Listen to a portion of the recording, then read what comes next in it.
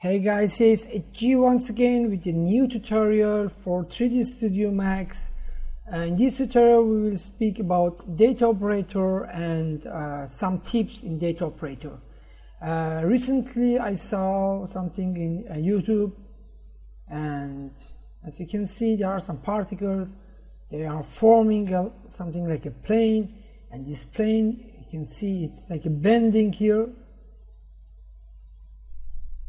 Get bent from top to the bottom, and after that get open. So I tried to create something like this, and this tutorial is about this, create something like this.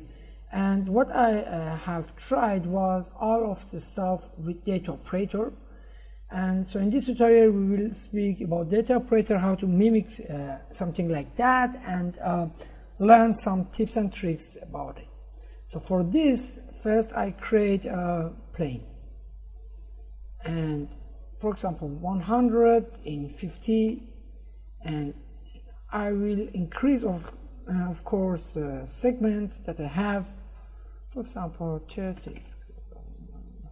You can after that increase or decrease it, depend on yourself and your computer. And I reset it 0, 0, 0, 50 here to have it exactly here. So this is the plane that I have, and the next step is I apply an editable poly, and on top of it I apply a volume selection, and the selection that I want to have is a vertex selection, and I also want to have soft selection. Turn on the auto key, bring a couple of frames, and go to the volume selection gizmo and bring it up. So it's all the vertices are deselected, so turn this off. So bring this, for example, frame 10, and this to frame 60, so we can have some offsets, okay? And see the result. The result is this: with some offsets, all the vertices get selected. So the next step, I apply a bend in X and 360, and this will be the result. Okay, okay, we can have it minus 360 to the other side. Yeah, and you see that they are coming here. The plane is trying to bend depending on the soft selection that we have. So the next step, of course, is that we should create a particle system. So I create a PF source 0, 0, 0 once again, turn on snap rotation, E for rotating, and I rotate this toward the plane, bring it here, little bit up, so something like this. Okay, and I go here in the particle system and say, okay, before this we need to say that we need exactly the amount of the particle should be the amount of the vertices here. So right click on the plane and object properties, and see read here 252. Okay, and select here and type here 252. Okay, and I want to have sphere here to geometry and not cube, sphere, and have smaller the size. Okay, one is enough. So speed 300 is too much, 100. I don't want to have any rotation, and okay, they are coming. The next step is to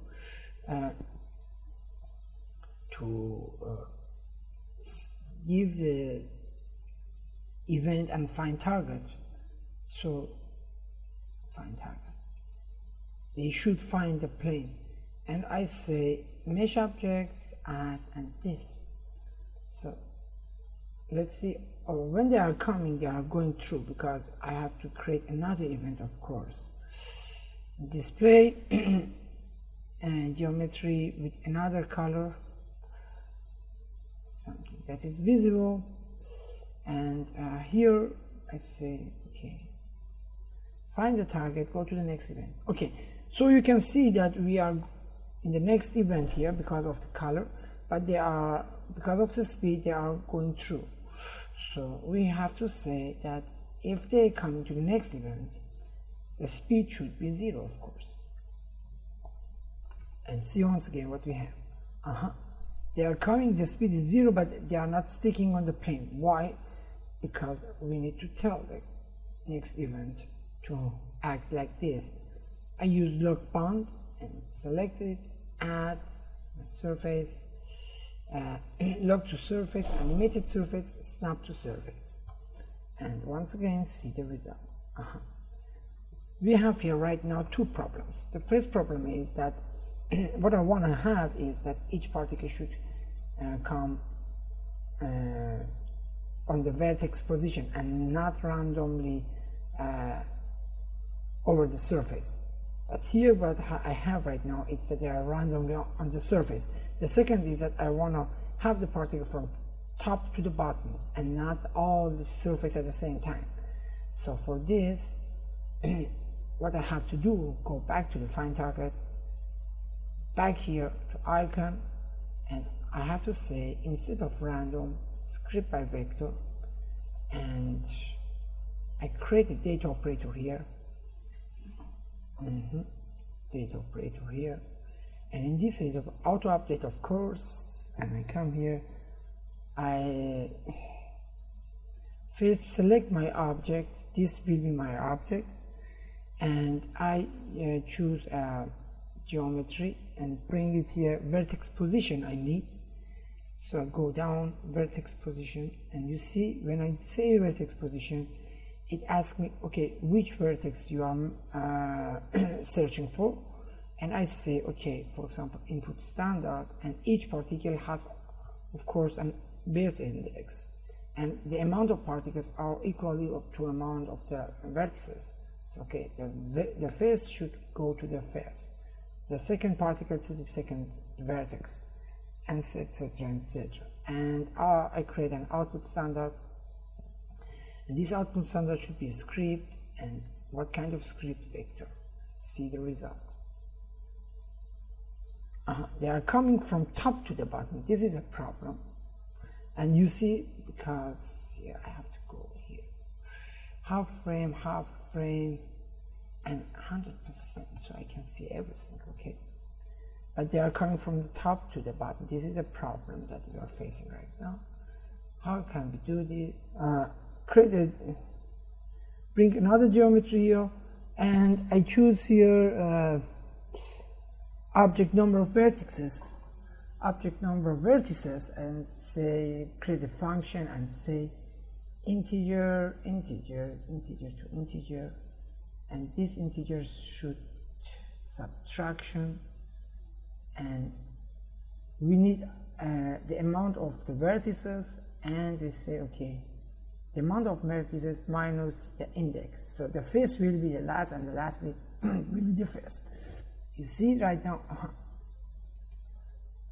I think right now the problem is solved, but there is another problem. The another problem is that if you see carefully here, you see that all the particles are not exactly at the point.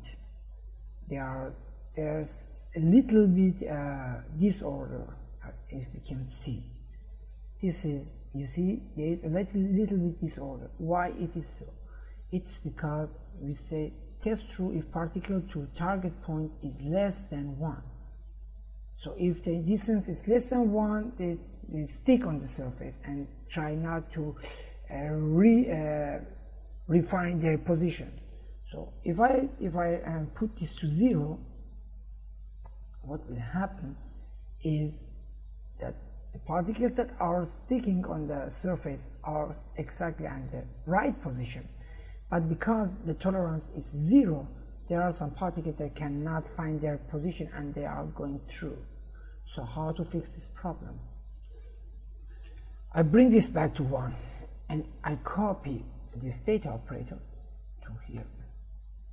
And in this data operator, instead of having script vector, I will say position vector. So until they are in this event, they are trying to come. When they are in this tolerance, the next frame, they are on the right frame. So with this trick, what I did is I have all the vertices exactly at the point that they should be. It's a good trick, okay? So you see here. Let's save our project until now. DataOperator tips. Okay, the next step will be to get this vertices get open. So for this, I select just my plane and hide unselected. Come here down and create a sphere and bring it, for example, 6, and bring it here in the middle and bring it down, and from here for example 60, I create a keyframe, delete the first, go to the 80 or 90 or 85, whatever you want, bring it up. So what I want to do is this. I want to create a deflector and say that the deflector will be this. And I select this Alt X to have it see through and bring the bounds to 0, save it, go to the first frame, 6 for particle, and here I say collision. And I select another display, geometry, change the color once again to something that I can see the different, and collision with our deflector we added here, and of course not bounce, continue, and see the result. Oh, of course I have to hide all. I can hide this, so it can also this, so I can see better. So,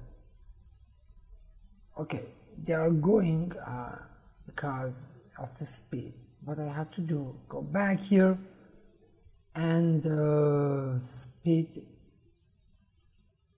I create a speed, I say 0 speed, and see the result. Okay.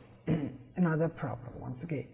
You see, the problem is this: when the sphere are colliding with the vertices, what I want to do is that the vertices should stay exactly at the point where they are.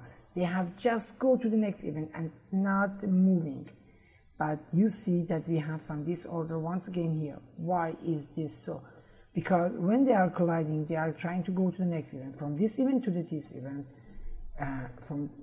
Between these two frames, there will be some slight movement that causes this disorder. So, another tip: when you have some particles and with some collision, you want to bring them to the other event without doing anything, bouncing on something like this, do not use this. Instead of that, what you can do is delete your collision, create a data test,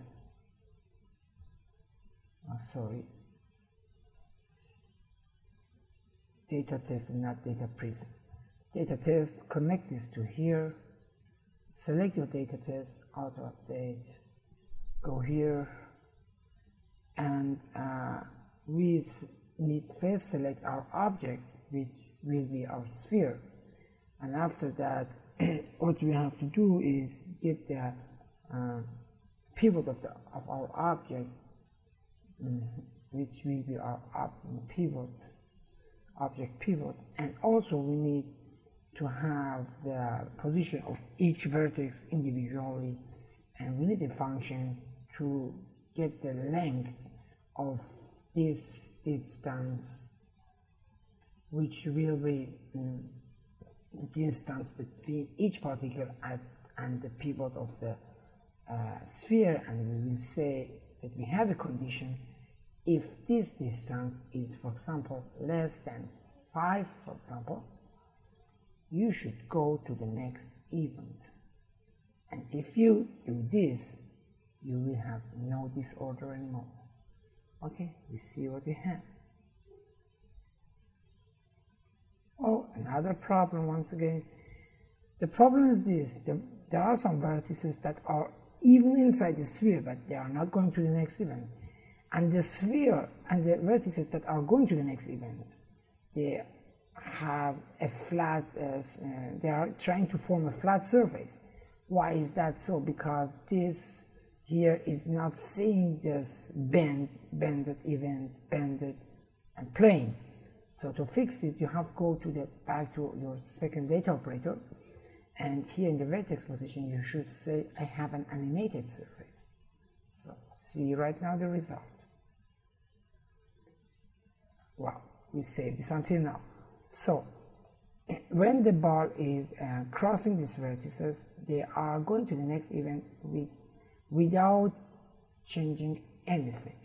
So, and we are coming to the end of our, near the end of our tutorial, I mean the last point. So the last thing is to create, instead of speed 0, we create a data operator once again. You see that you can do everything with data operator. Where is my data operator? Okay, data operator. I create a data operator. I can even delete this. I can even unhide all and delete this. So, and in this data operator, I turn this on, and I will say this exactly. Okay. Before doing this, let's explain something. I have some vertices, and for example, these vertices that are here, they have to go to this direction, and these to this, and these vertices to this direction. But so for this, what I want to do is create. I can hide. I create here a cylinder and make the height to 100 and give it some radius. So, sorry, have it exactly here and height unselected. This is my cylinder, you can see. And if I apply and edit normal, you see I have some normal. I can use this normal as a speed vector. This is the goal. I increase the size so I have a more accurate normal. Okay, and once again, go back and hide all, and I press my 6 data operator, go here and select object. My object will be my cylinder, and from this cylinder what I'm searching for is the the point normal. Point normal. Where is point normal? And you see, we should say which point we are trying to find, and the point that we are trying to find is closest point by surface. So we are trying to closest point by surface. Give me the closest point by surface normal. So we have right now a normal here, and of course this normal is right now too much, too high. I create a normalize here and 0, 0, 1 and put it here, and in the output standard we have create an output standard, and it will be speed and vector speed, and we save this and see the result. Haha. Okay, let's hide this and also hide these two. Okay. So we can even hide this. This will be the result that we have right now, but you see that we have right now no gamma. It's a linear interpolation, so we can easily fix this problem. It's very easy. For this, I create go first back, create a vector, and in the Z I put 0, 0, 0, 5. Something very, very little.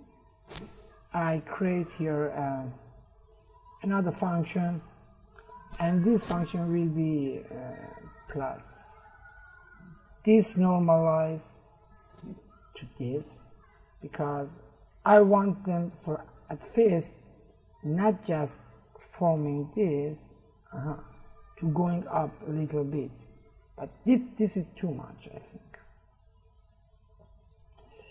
Oh, because of this 1, 0. Okay.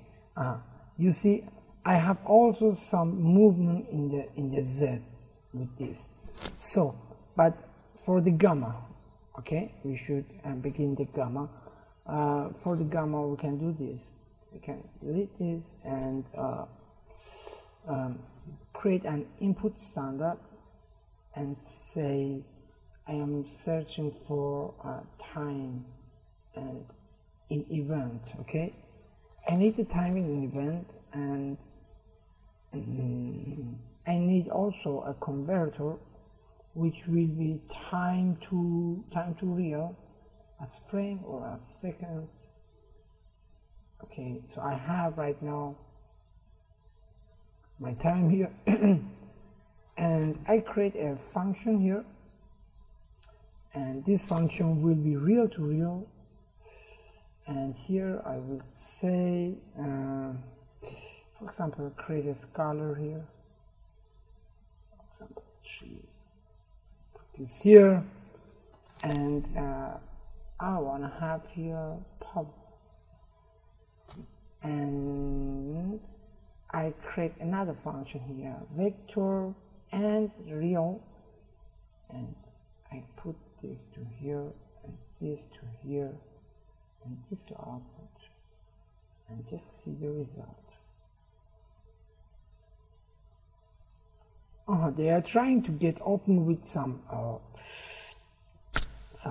gamma. So if you increase or decrease this, you see, for example, 5, you have much more gamma. You can also come here and, for example, into the prefactor, increase the prefactor. Okay, post factor. For example, 30. It's too much, maybe 20. Okay, and you see, they are coming, they are forming exactly at the position of the vertex, and after it's finished, they are going to the next event and they are trying to get peeled off, something like this, and you can adjust this with this value and this value, and we can also have just a little bit fun. We can create here, go back here, we can create here another vector, and in this vector I will say, for example, 0, 0, 1, and this vector I create another function, and this function will be between the normalized that you have here, the normalized value, and this, and here I want to say use vector product so they can rotate at the same time. And when everything is done, here I create another function and make this plus this, and see the result. So I have also some rotation, and this rotation is because of this cross product that I have and the value that I have here. So the rotation is because of this, and the gamma is because of this power that I have here, and the distance that I'm having here is because of the normalize that I have here. And because I use this time event, these particles that are coming earlier in this event, they have a more value than the others. So we should see this beautiful result. So in the end, you can do this after you finish all this stuff. You can select once again your plane and go back here and increase it, for example 150, you see, and increase also this as much as you want. And when you think that is okay, just right click on it and object properties 30-20, okay, and unhide all, select this, go to 6 here, amount 30-20, go here, for example 1 full, and hide both of this and this, and see the result.